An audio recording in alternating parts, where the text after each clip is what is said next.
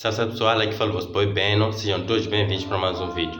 Bom, só se você for um retardado, mas se você já sabe das coisas, já sabe que hoje vou estar a trazer mais um vlog. É de caso humilde, assim, o mundo está parado devido ao surto do coronavírus.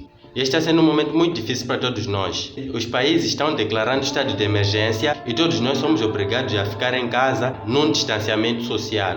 Muitos chamam de quarentena, mas não é. Tem uma diferença. Está a ser um momento muito difícil. Ficar em casa não está nada fácil. Mas educado e humilde, e se eu dissesse que há uma possibilidade de você transformar esse momento entediante num momento muito produtivo e agradável?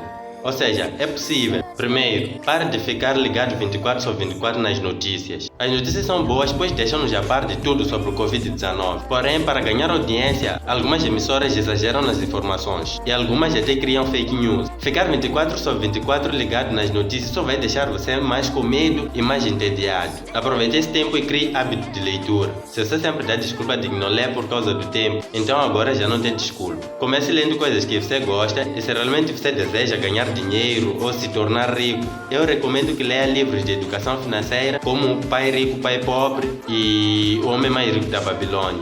E mais, romances também são uma boa ideia para cultivar espírito de leitura. Aproveite esse momento e faça alguns exercícios em casa. Você não precisa tanto assim de ginásio, então aproveite que tem tempo livre e faça alguns exercícios em casa, nem que sejam umas flexões, corra um pouco no quintal.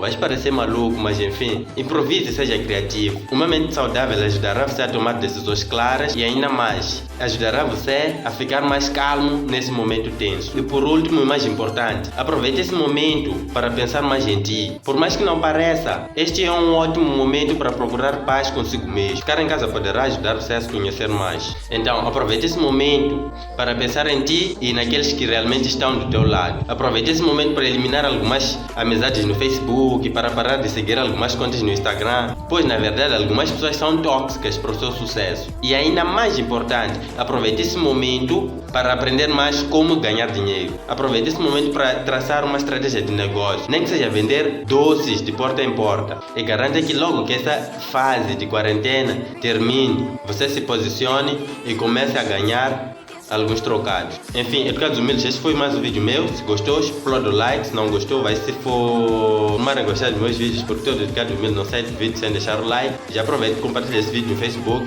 porque pode ser que alguém esteja a precisar dessas dicas. E o mais importante, se inscreva caso não seja inscrito. E mais, você não precisa sair, só precisa clicar e assistir a este vídeo aqui.